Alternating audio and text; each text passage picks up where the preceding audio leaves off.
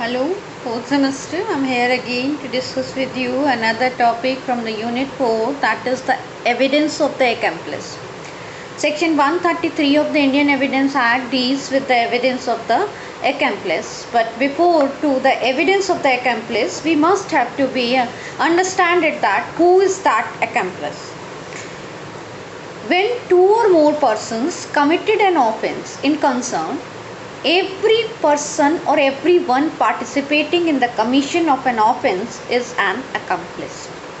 An accomplice is a person who has taken part in the commission of a crime, a guilty associate or a partner in the crime, or who sustains such relation to the criminal act that he could be jointly indicated with the principal.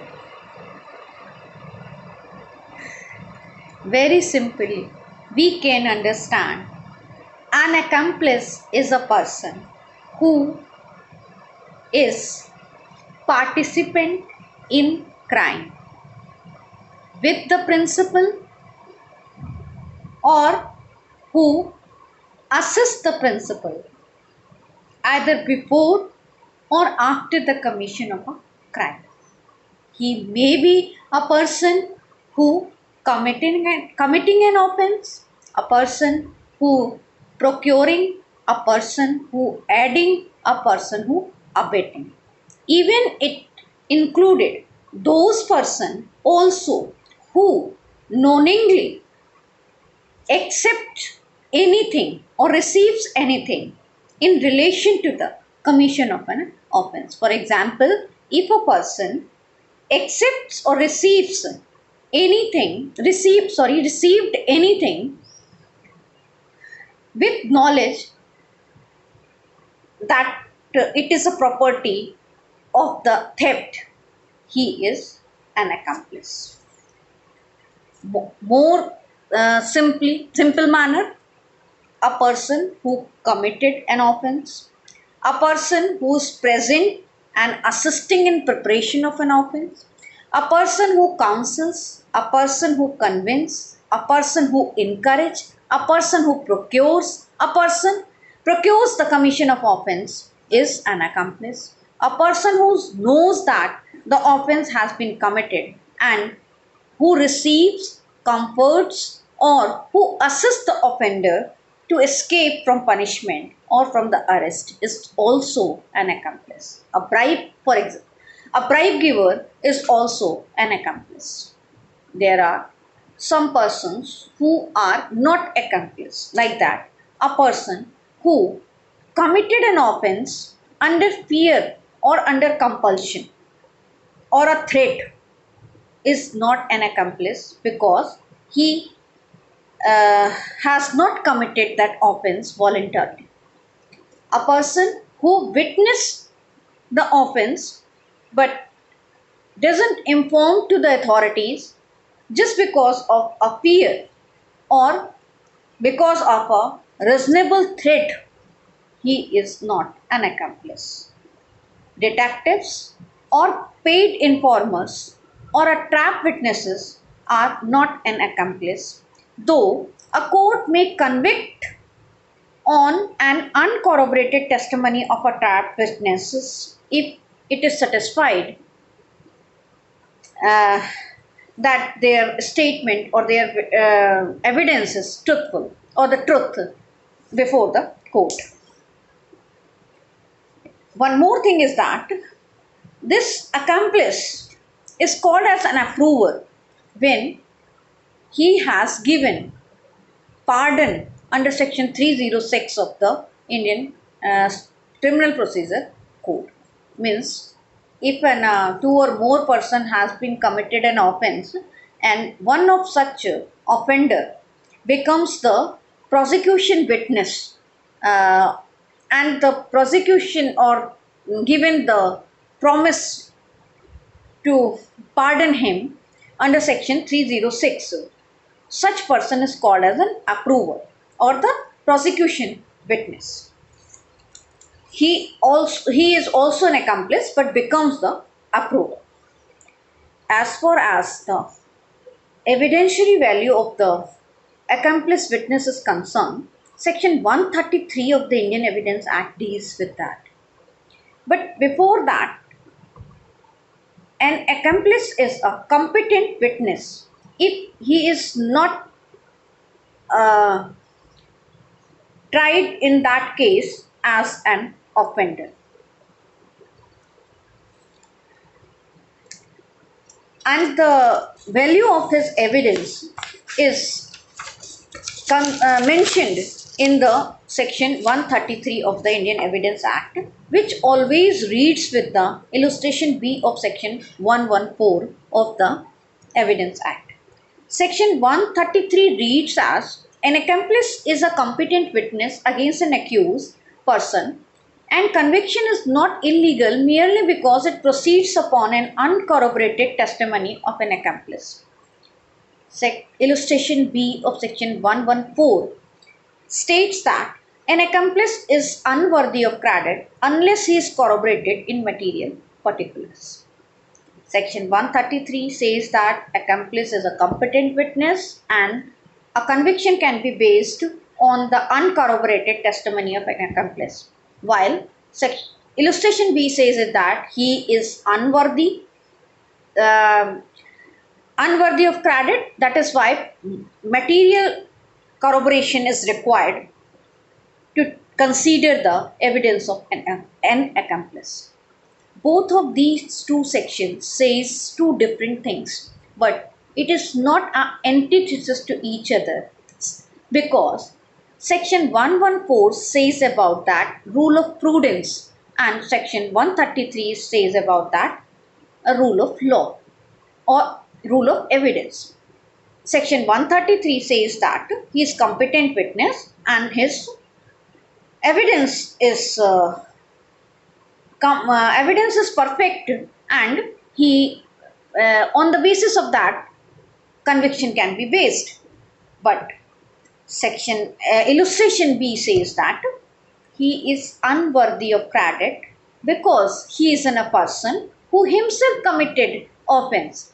That is why the court must have to be used the cautious, or court must conscious about conscious to take his evidence, and rule of prudence has to be applied, that is, it must be corroborated in the material particulars. In Daggu versus State of Maharashtra, it is clear by the Supreme Court that section 114 illustration B is a rule of prudence, and generally court accepts the rule of prudence rather than the rule of law which is provided under section 133. It can be said in different manner like that. For the value of the evidence of an accomplice, the court used generally the rule of prudence that material particulars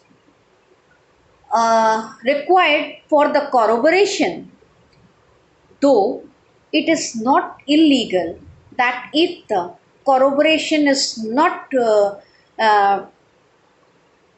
provided but the accomplice is reliable, or the evidence is reliable, or the credibility of the evidence of an accomplice is testified before the court.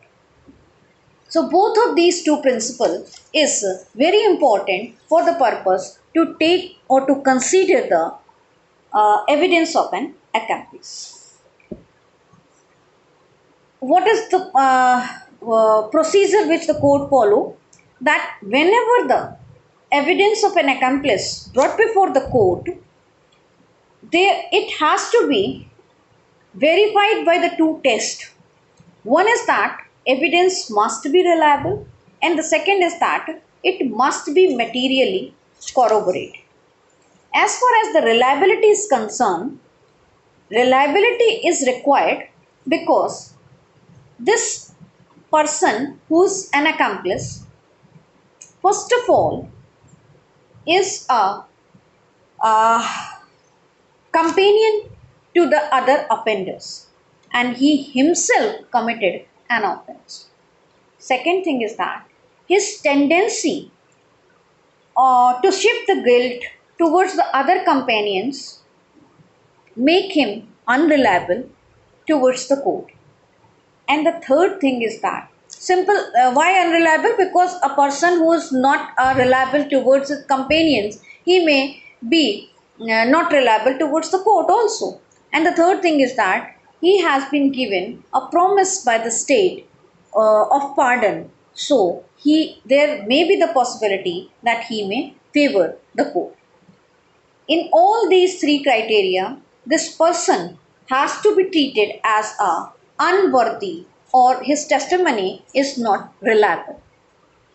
That is why the reliability of that accomplice is a very important thing for the purpose to consider his evidence before the court. And if the person or his evidence is reliable or fulfill the test of the reliability, then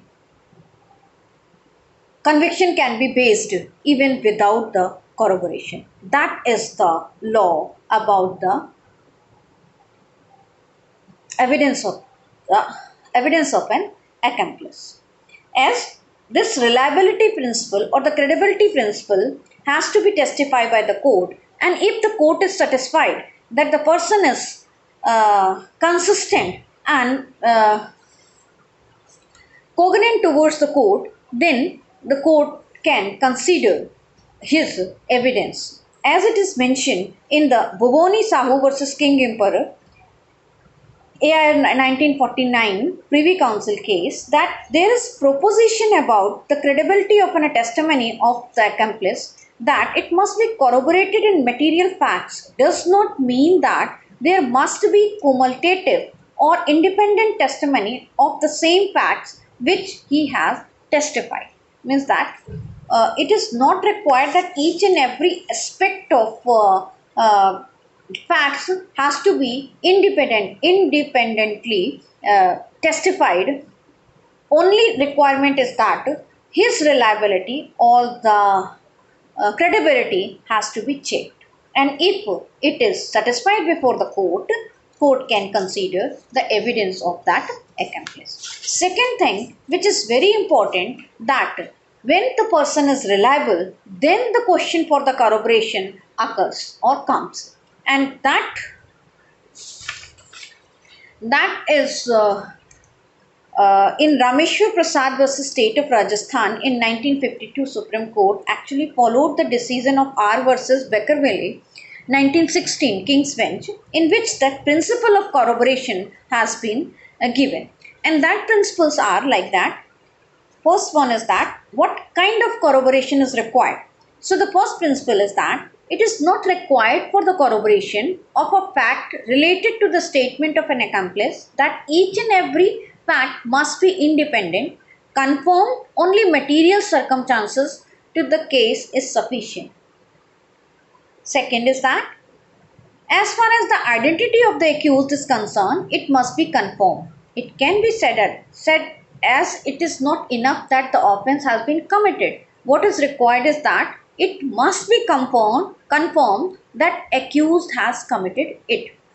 And the third principle is that the corroboration must be through some other facts, that is by other evidence than the accomplice. It means one accomplice cannot corroborate the other.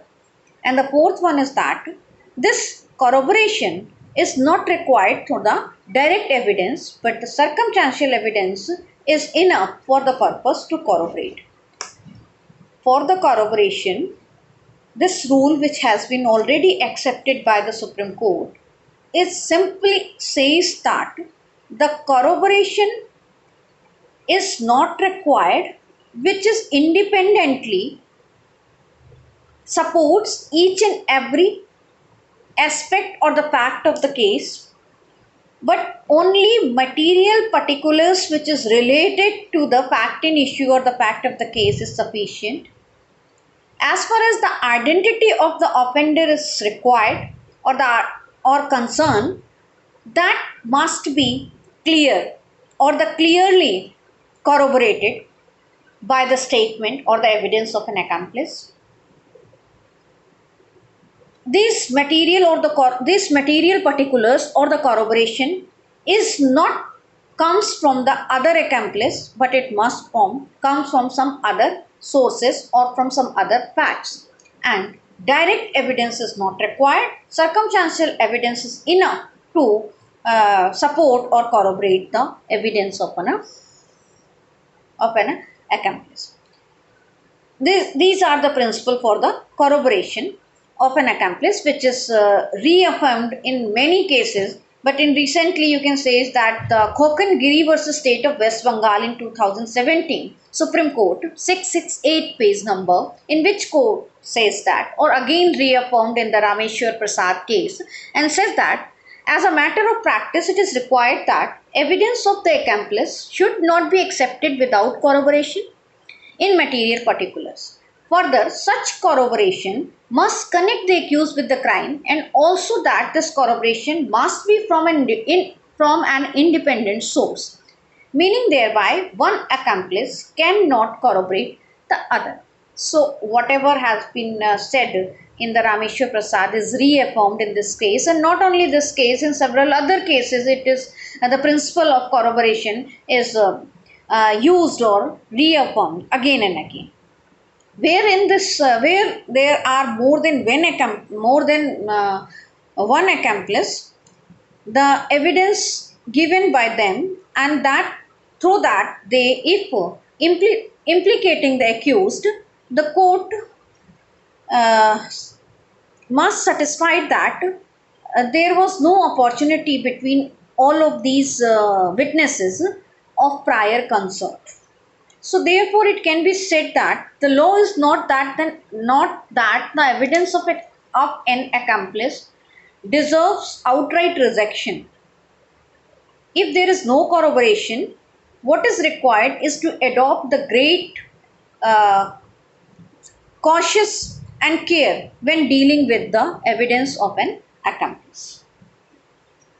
And the value of this evidence as concern is that, or it is like that, the conviction can be solely depend, but it is better the if it is corroborated in the material particulars if the accomplice is unworthy.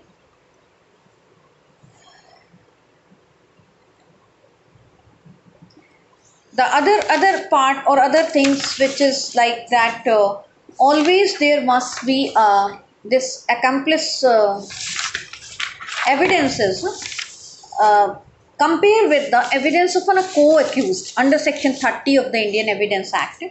And the section 30 of the Indian Evidence Act, we all know that, deals with the confession of a co-accused. And a co-accused is a person who has committed an offense and confessed that offense before the court or the magistrate or elsewhere. If we compare that accomplice, the evidence of an accomplice on the evidence of an co-accused, the accomplice evidence is much better because confession of a co-accused is not an evidence, because it is not taken on oath, neither it is cross-examined. On the other hand, the accomplice evidence or state evidence is under the category of the evidence, and it is taken on oath and it can be cross-examined. That is why the greater prudence or the greater importance has been given to the evidence of an accomplice. Second thing, or the second comparison says it that confession of a co-accused can be taken in consideration only in the case in which he jointly tried with the other offenders, while in case of the accomplice, his evidence only taken in only taken in that case in which he is not jointly tried with the other. And the third is that accomplice is unworthy of credit, but his reliability is tested before the court, and the law of prudence that evidence must be corroborated in the material particulars. Other important point is that why the accomplice evidence has been given such importance. Offense is in a kind of a thing which always done in a utmost secrecy. So it is not possible, or generally it is not happen, that there is a witness or there is some other person who uh, produced before the court as a witness to say something or to provide the evidence for the commission of an offense. And it is more and more tough or difficult in the case like that organized crime. So, in such cases, it is not possible without the accomplice or the co accused evidence to punish the offenders. That is why Section 133 of the Indian Evidence Act is to very important and gives the importance to the or value to the evidence of an accomplice. So, this is all about for today, and I hope that you people read it. And if you have any problem, you can ask me either through mail, either through phone, or to the WhatsApp, whatever the means you people have that. Thank you.